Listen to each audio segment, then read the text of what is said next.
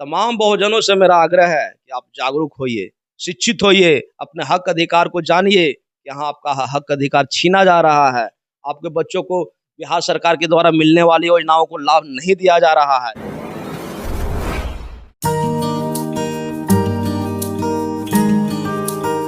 साथियों नमस्कार। बिहार में हूँ, बिहार के बोध गया में हूँ। बोध गया में लगातार 31 दिन से बौद्ध भिक्षु धरना प्रदर्शन में बैठे हैं और उनकी मांग को हम लगातार अपने टीवी चैनल के माध्यम से आपके सामने रख रहे हैं। इसी बीच एक नई खबर हमको सुनने को मिलती है, तो मैंने सोचा कि क्यों ना उस खबर को भी आप तक पहुंचा दिया जाए। खबर अपने आप में इतनी बड़ी है कि आप सुनेंगे तो आपके पैरों के नीचे से जमीन निकल जाएगी। नमस्कार, मैं हूं मनोज अंतानी और आप देखना शुरू कर चुके हैं समता आवाज टीवी। मेरे साथ जो शख्स बैठे हैं, बिहार की बोध गया और गया की जमीन से कोई अपरिचित चेहरा नहीं है। विकास भाई हैं, श्री कृष्ण के वंशज हैं। मैंने कई बार श्री कृष्ण के वंशजों से आपको मिलवाया है, लेकिन मुद्दा है SC ST OBC माइनॉरिटी का जो आरक्षण है, जो छात्रवृत्ति है, वो कहाँ जा रही है। ये बहुत बड़ा सवाल है कि गरीब बच्चों के लिए जो पैसा सरकार दे रही है वो कहाँ जा रहा है। उसी चर्चा पर मेरे साथ विकास यादव हैं। हालांकि वो विकास यादव कहना मेरा मतलब मेरी त्रुटि होगी। अब आज के दिन में वो विकास बौद्ध है, अपने आप को बौद्ध मानते हैं। और सीधा सीधा विकास भाई से बात करता हूँ और जानता हूँ क्या वो मुद्दे। विकास भाई जय भीम। मेरा नाम विकास कुमार हुआ। हम +2 उच्च विद्यालय करियातपुर, प्रखंड टनकुप्पा, जिला गया में सहायक शिक्षक पर कार्यरत हैं। अभी भी अभी वर्तमान में सबसे अहम मुद्दा जो है, इससे हम आपको अवगत कराते हैं और हम आपसे इच्छा जाहिर करेंगे इस मामला को बहुत दूर तक हाईलाइटेड कीजिए, पहुंचाइए। चूंकि यह SC ST दलित OBC का मामला है। मेरे विद्यालय में +2 उच्च विद्यालय करियातपुर टनकुप्पा में वित्तीय सत्र 24-25 में जो छात्रवृत्ति की राशि दी गई है, जो छात्रवृत्ति की राशि, उसका कंडीशन क्या है, सो समझिए कि कैसे छात्रवृत्ति की राशि दी जाती है विद्यालय में बच्चों को। उसका कंडीशन यह है कि जो बच्चे हमारे विद्यालय में 75% उपस्थिति दर्ज करेंगे, उन्हीं बच्चों को साइकिल की राशि, पोशाक की राशि, छात्रवृत्ति की राशि, नैपकिन की राशि इत्यादि अनेकों योजनाएं जो बिहार सरकार देती है मिलना है। लेकिन कंडीशन है कि 75% के उपस्थिति के दरमियान ही। लेकिन मेरे विद्यालय के वर्तमान प्रभारी प्रधानाध्यापक सुरेंद्र कुमार त्रिपाठी के द्वारा जो बच्चे 75% उपस्थित नहीं थे, उनको भी उन्होंने छात्रवृत्ति और पोशाक साइकिल की राशि दी है। जो बच्चे 75% उपस्थित थे, उन्हें नहीं दी है। इसमें सामान्य वर्गों के बच्चों को अधिकांश राशियां दी गई। हमारे यहाँ जो ही बच्चे सामान्य जाति से थे, उनको 100% लाभ मिला है। जो बच्चे हमारे यहाँ SC ST OBC दलित बच्चे थे, लगातार विद्यालय आते थे, प्रत्येक दिन विद्यालय में लगातार पढ़ाई करते थे, उनका रजिस्टर में 75% से एवं उपस्थिति बना हुआ है, उसके बावजूद भी उन्हें छात्रवृत्ति या पोशाक और अन्य सरकार की योजनाएं नहीं दी गई है। इसमें कहीं न कहीं उचित जातियों के द्वारा भेदभाव किया गया है और खासकर उचित जातियों के द्वारा इन्हें व्यक्तिगत रूप से लाभ। विकास भाई ऐसा तो नहीं जातीय दंश के चलते आप किसी दूसरे समाज पर इस तरह के आरोप लगा रहे हैं? नहीं, यह जांच का विषय है।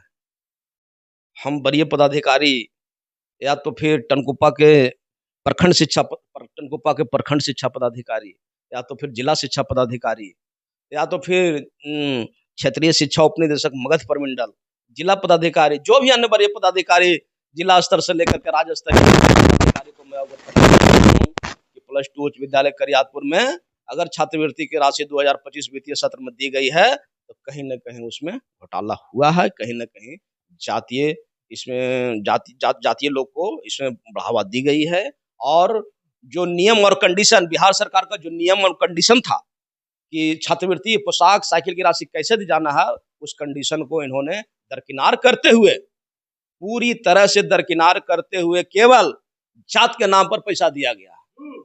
बिल्कुल। अच्छा, इस समय तो वर्तमान में बहुजन समाज के नीतीश कुमार, अपने आप में बुद्धिस्ट बोलते हैं, वो इस समय मुख्यमंत्री हैं। उसके बावजूद इतना बड़ा कांड हो रहा है। मुख्यमंत्री कोई भी रहे, बहुजन समाज के रहे या तो किसी भी समाज के रहे, लेकिन विद्यालय की जो स्थिति है, हमारा क्षेत्र बहुत पिछड़ा क्षेत्र है। हमारे के यहाँ के लोग जागरूक नहीं हैं। अगर जागरूक रहते तो ये घटना नहीं घटती, लेकिन हमारे के यहाँ के कुछ शिक्षक जागरूक हैं, कुछ बच्चे जागरूक हैं और यही जागरूकता का कारण है। हाँ, इन लोगों के द्वारा जो कारनामा किया गया है उसकी जांच होनी चाहिए। क्या लगता है कि जैसे कि इस समय वर्तमान में जो सबसे बड़ा मुद्दा इस समय चल रहा है बिहार के अंदर, बिहार के गया और गया के बोध गया में चल रहा है, बौद्ध भिक्खु लगभग 21 दिन से बैठे हैं और सरकार जो है अभी तक भी एक भी पूरी सरकार का कोई मंत्री कोई विधायक वहां पर नहीं पहुंचा है। हालांकि बहुजन समाज के एक दो विधायक वहां पहुंचे हैं। क्या इनको न्याय मिल पाएगा? बौद्ध भिक्षु अनेक दिनों से भूख हड़ताल पर बैठे हैं या किसी अन्य मामला को लेकर के बैठे हुए हैं, सरकार का ध्यान नहीं है। सरकार बौद्ध भिक्षुओं के प्रति वो उचित रवैया नहीं अपना, उदासीन, आपको उदासीन लग रही है? उदासीनता महसूस हो रही है। बहुजनों के प्रति सरकार बिल्कुल उदासीन है।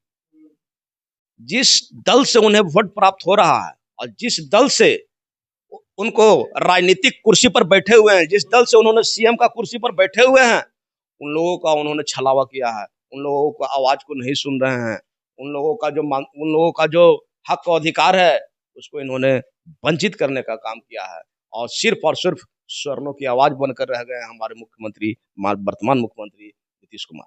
तो क्या लगता है कि ये जो गरीब समाज के जो बच्चे हैं, अनुसूचित जाति जनजाति और अल्पसंख्यक समाज के जो बच्चे हैं, क्या उनको शिक्षा का अधिकार नहीं है? क्या वो इस देश के अंदर सभ्य नागरिक बनकर नहीं रह सकते? शिक्षा का अधिकार सबको है, या स्वर्ण का हो या दलित का हो या पिछड़ा का हो। लेकिन एक बात हम बहुत अहमियत बात बताना चाहते हैं, जो बहुत मुख्य मुद्दा है। शिक्षा का अधिकार एक अधिनियम चला है। इस अधिकार अधिनियम के तहत जो भी बच्चे, चाहे वो स्वर्ण से गरीब हो या तो दलित से गरीब हो या ओबीसी से गरीब हो, शिक्षा का अधिकार अधिनियम के तहत उसको बराबरी का हकदार है और उसको बराबर का अधिकार मिलना चाहिए। शिक्षा का अधिकार अधिनियम के तहत एक यह भी बहुत महत्वपूर्ण मुद्दा है कि एक एससी एसटी ओबीसी का बच्चा भी शहर के चर्चित विद्यालयों, प्राइवेट विद्यालयों, जैसे हमारा करीन स्कूल हो गया, हमारा ब्रिटिश इंग्लिश स्कूल हो गया, इस स्कूल में बच्चों का एडमिशन शिक्षा का अधिकार अधिनियम के तहत हो सकता है। लेकिन हमारे के यहाँ जो स्वर्ण जाति के लोग जो बड़े बड़े पद पर बैठे हुए हैं, स्वर्ण जाति के लोग जो बड़े बड़े कार्यालयों में बैठे हुए हैं, उनके द्वारा छलावा करके और उनका नाम वंचित कर दिया जाता है, उनको नाम प्राइवेट स्कूलों में नहीं लिखवाया जाता है और हमारे पिछड़ा समाज के लोग जागरूक नहीं हैं, उनके पास इस बात की जानकारी नहीं है, नॉलेज के अभाव में वो दिग्भ्रमित हो रहे हैं और इसके फायदा और इन लोग माननीय मुख्यमंत्री नीतीश कुमार भी इसमें संलिप्त हैं कि इन्होंने एससी ओबीसी बड़ा आरोप लगा रहे हैं नीतीश कुमार के ऊपर, इनकी सहभागिता है। तो क्या सुन नहीं रहे हैं, गरीबों की आवाज को सुन नहीं रहे हैं। क्या क्या क्या अपील आप बिहार के बच्चों से, बिहार के बहुजन समाज से करना चाहते हैं? हम बिहार के बहुजन समाज, तमाम बहुजनों से मेरा आग्रह है कि आप जागरूक होइए, शिक्षित होइए, अपने हक अधिकार को जानिए। यहाँ आपका हक अधिकार छीना जा रहा है, आपके बच्चों को बिहार सरकार के द्वारा मिलने वाली योजनाओं को लाभ नहीं दिया जा रहा है। क्यों नहीं दिया जा रहा है? आप इस पर जागरूक होइए, पहल कीजिए, धरना प्रदर्शन कीजिए, आंदोलन दीजिए, वरीय पदाधिकारियों के खिलाफ आवेदन दीजिए, लिखिए, घेरिए, तभी आपको हक अधिकार मिलेगा, वरना कोई ना आपको दबावे जा रहा है। इसमें कहीं कोई किसी प्रकार का ये नहीं रह गया है, समझ लीजिए इस बात। तो साथ ही बिहार के अंदर एससी एसटी ओबीसी माइनॉरिटी समाज के बच्चों को जो छात्रवृत्ति मिलती थी, उसके ऊपर एक बहुत बड़ा एक लेटर मुख्यमंत्री, डीएम, एसडीएम, उप मुख्यमंत्री, प्रधानमंत्री और यहाँ तक के देश के राष्ट्रपति के नाम भी लिखा गया है। लेकिन ढाक के 3 पात जो अनुसूचित जाति जनजाति जो लोग हैं, उनको इस वर्तमान सरकार में, चाहे वो केंद्र में है या फिर राज्यों में है, उनको किसी भी तरह की कोई भी सुविधा उपलब्ध नहीं है। आप सोचिए, जब मैं ये वीडियो आपको दिखा रहा हूँ, उस समय तक लाखों छात्र बिहार के अंदर कहीं ना कहीं गरीबी की संख्या के नीचे हैं और शिक्षा से दूर किए जा रहे हैं। भाई विकास यादव ने बहुत बड़ा सवाल उठाया है इस सवाल के बारे में, और इस पूरे प्रशासन का जो षड्यंत्र है उसके बारे में आपका क्या कहना है? कमेंट सेक्शन में जरूर लिखिए।